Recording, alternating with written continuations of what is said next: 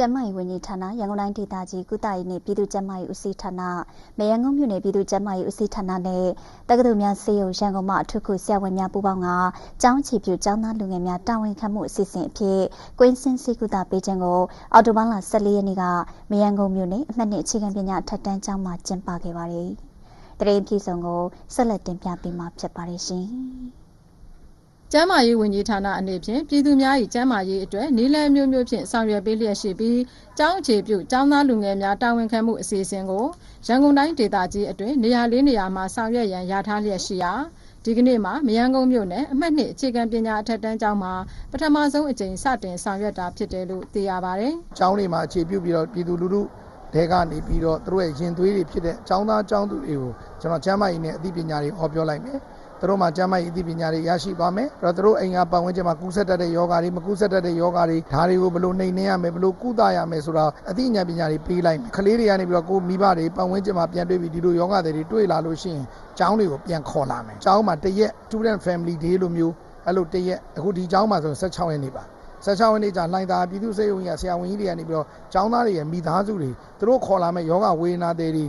ကလေးတွေအမေတွေအဖိုးအဖွားတွေစီကြိုသွေးတိုးတွေရှိသမျှအကုန်ယောဂတွေကိုကျွန်တော်ဒီမှာကျောင်းခြေပြုပြီးကုသပေးသွားမှာဖြစ်ပါတယ်ကလေးတယောက်ကျောင်းတက်နေတာဒီတမိသားစုလုံးကျန်းမာဖို့အတွက်ဖြစ်တယ်ဆိုတဲ့အသိဉာဏ်ပညာကိုပေးလိုက်တာဖြစ်ပါတယ်ပညာရေးနဲ့ကျန်းမာရေးဆိုတာရှင်တွဲနေတာပါပညာရေးနဲ့ကျန်းမာရေးပေါင်းစည်းလိုက်မယ်ဆိုရင်တိုင်းပြည်ဒီတေချာပေါက်တိုးတက်မယ်ဆိုတဲ့ရည်ရွယ်ချက်နဲ့ကျွန်တော်ဒီနေ့ဒီလိုအစီအစဉ်မျိုးစလုပ်တာဖြစ်ပါတယ်ကလေးတွေကျောင်းတွေမှာလည်းပြောလာမယ်ငါကျောင်းတက်တာဒီမိသားစုအတွက်ထောက်ကူပြုတ်ပါလားဆိုပြီးတော့ကျောင်းတွေမှာပို့ပြောပြီးစာတွေပို့စူးစမ်းလာပြီးတော့မိသားစုအတွက်လည်းငါသားသမီးတယောက်ကိုကျောင်းပို့လိုက်ခြင်းအားဖြင့်ငါတို့မိသားစုတွေကျန်းမာတယ်ဆိုတဲ့အပြန်အလှန်အသီးလေးကိုတိဆောက်ပြီးတော့ပညာရေးနဲ့ကျန်းမာရေးကိုဟန်ချက်ညီညီတိဆောက်ဖို့အတွက်ရန်ကုန်တိုင်းမှာဒီနေ့ပထမဆုံးစတင်လှမ်းလိုက်တဲ့ခြေလှမ်းတစ်လမ်းဖြစ်ပါတယ်ခင်ဗျာသွားဘက်ကဆိုရင်သွားဘက်ဆိုင်ရာသွားတဲ့ကတွင်ပေါ့အထူးကူဆရာဝန်ပါတယ်ခလေးနဲ့ဆိုင်နဲ့သွားပေါ့နော်သွားအထူးကူပါပါတယ်နောက်လက်ထောက်ဆရာဝန်3ယောက်ပါပါတယ်နောက်တူနာပြု2ယောက်ပါပါတယ်မျက်စိဘက်ကဆိုရင်မျက်စိအထူးကူပါပါတယ်မျက်စိကျွမ်းကျင်ပါပါတယ်တူနာပြုဆရာမတွေပါပါတယ်ဒီမှာတွေမပြတ်ဖဲနဲ့နောက်ဆက်တွဲဆက်ပြီးတော့ကုသရမယ်ဆိုရင်ကျွန်တော်တို့တက္ကသိုလ်များဆေးရုံကိုလာရောက်လို့ရပါတယ်လာတဲ့လူမှန်များအကုန်လုံးအားလုံးကိုလည်းကျွန်တော်တို့အခမဲ့ကုပေးပါတယ်ခင်ဗျအထက်ကနှစ်မရန်ကုန်မှာကျောင်းသားကျောင်းသူစုစုပေါင်း1382ဦးရှိပြီးအခုလိုကျန်းမာရေးစောင့်ရှောက်မှုပေးခြင်းဖြင့်ကျောင်းသားကျောင်းသူများရောကျောင်းသားမိဘများအတွက်ပ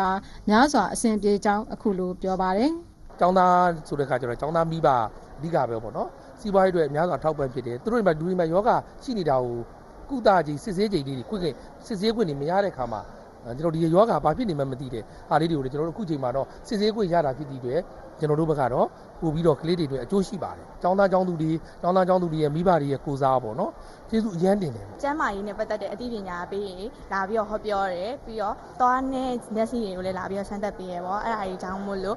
သမီးတို့ရပညာပေးဗဟုသုတတွေရတယ်ပေါ့နော်။ဒီနေ့ဆေးစင်တာမှာသွားပေါ့နော်။သွားနည်းနည်းကြိုက်တက်တော့အဲ့လိုမျိုးကြောင့်မလို့စမ်းသပ်မှာပါ။ဒီနေ့ကျောင်းတက်ရင်လည်းပဲကျန်းမာရေးဆောက်ရှောက်မှုရှိအဲ့ကြောင့်မို့စာတင်လည်းမပြတ်ဘူးပေါ့နော်။ဟုတ်အကောင်လုံးကျေးဇူးတင်ပါတယ်။ကျွန်တော်ကတော့ဒီမျက်စိပိုင်းဆိုင်ရာပေါ့နော်။စစ်ဆေးခံပါတယ်ခင်ဗျ။ကျွန်တော်တို့ကျန်းမာရေးဗုဒ္ဓကိုဟောပြောတဲ့အခါမှာကျွန်တော်တို့ကျန်းမာရေးကိုဘယ်လိုပြုဆိုင်ရမလဲကျွန်တော်တို့သွေးလွန်တုပ်ကွေးဆိုင်ရာဗုဒ္ဓတွေကျွန်တော်တို့ဒီ